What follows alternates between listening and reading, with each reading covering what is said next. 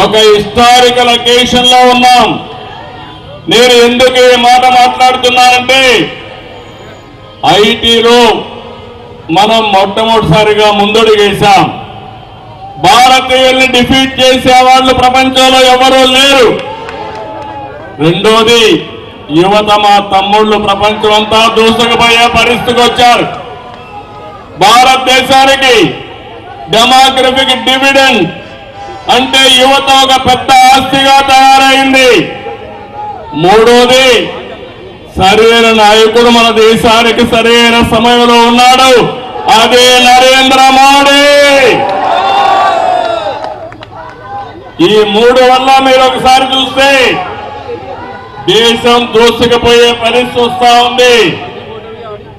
ఈరోజు ఆర్థిక వ్యవస్థలో ముందున్నాం, టెక్నాలజీలో ముందున్నాం. ఈరోజు ప్రపంచం మొత్తం భారతదేశం యొక్క బ్రాండ్ మారుమోగుతా ఉందంటే దానికి కారకుడు నరేంద్ర మోడీ అని చెప్పి మీకు తెలియజేస్తున్నా. అందుకని 11 ఏళ్లుగా మీరు చూశారు.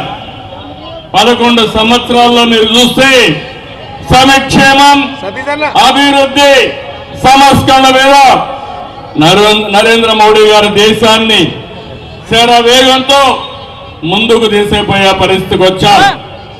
2047 వికసిత్ భారత్. ఆ రోజుకి మీరు చూస్తే ఇండియా నెంబర్ 1 గా తయారవుతుంది. భారతీయులు ప్రపంచంలోనే శక్తివంతమైన జాతిగా తయారవుతారు. ఎన్నో సంవత్సరాలు లేదు, 24 సంవత్సరాలే తమ్ముళ్ళు, మీరందరూ గుర్తుపెట్టుకోవాలి. అయితే ఇవన్నీ ఒక ఎత్తు, ఢిల్లీకి వస్తే మాత్రం చాలా బాధ కలుగుతుంది నాకు. ఇప్పుడే ఢిల్లీకి వస్తామంటే చూశాను, ఎప్పుడో 95లో పాడుపడిపోయిన హైదరాబాద్ మారిగా ఢిల్లీ తయారైంది. ఎవరు కారణమని నేను అడుగుతున్నా మిమ్మల్ని అందరినీ. 10 ఏళ్ళు ఎవరు పరిపాలించారు ఈ ఢిల్లీని?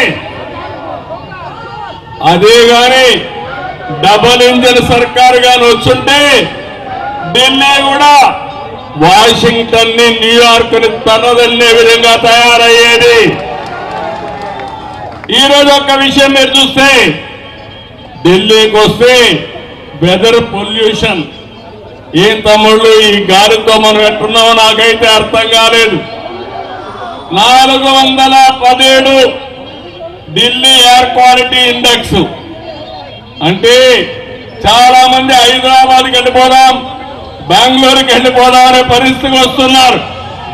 దానికి కారణం ఇక్కడ పరిపాలించిన పాలకులని చెప్పి కూడా నేను మీకు తెలియజేస్తున్నా. ఒక పక్కన వెదర్ పొల్యూషన్, రెండో పక్కన పొలిటికల్ పొల్యూషన్ కూడా తయారైపోయింది ఢిల్లీలో. అవునా కాదా తమ్ముళ్ళు అని మిమ్మల్ని అడుగుతున్నా. ఈ రెండు కలిపి ఢిల్లీ కలుషితమైపోయింది. నేను అందుకనే మిమ్మల్ని అందరినీ ఒకటే కోరుతున్నా, అభివృద్ధి రాజకీయాలు, మంచి జీవన ప్రమాణాలు మీ జీవితాల్లో రావాలంటే మళ్ళీ మనమందరం కమలాన్ని గెలిపించుకోవాల్సిన అవసరం ఉంది.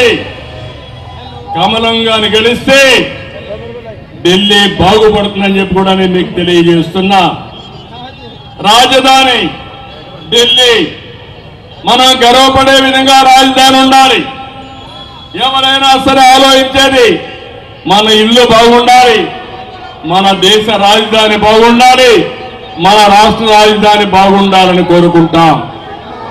అలాంటి ఈ ప్లేస్ లో మళ్ళీ మనందరం ఊపిరి పీల్చుకోవాలంటే నరేంద్ర మోడీ గారు ఆక్సిజన్ మనకిస్తే తప్ప ఈ ఢిల్లీకి మోక్షం లేదని మరొక్కసారి ఢిల్లీ వాసులందరికీ విజ్ఞప్తి చేస్తున్నాను. అందుకే వికసిత్ భారత్ లో భాగంగా ఈరోజు మీరందరూ గుర్తుపెట్టుకోవాల్సింది, ఢిల్లీ అభివృద్ధి కావాలంటే మళ్ళీ బీజేపీ ఇక్కడ అధికారంలోకి రావాలి. నేను ఒకే ఒక విషయం మిమ్మల్ని అడుగుతున్నాను.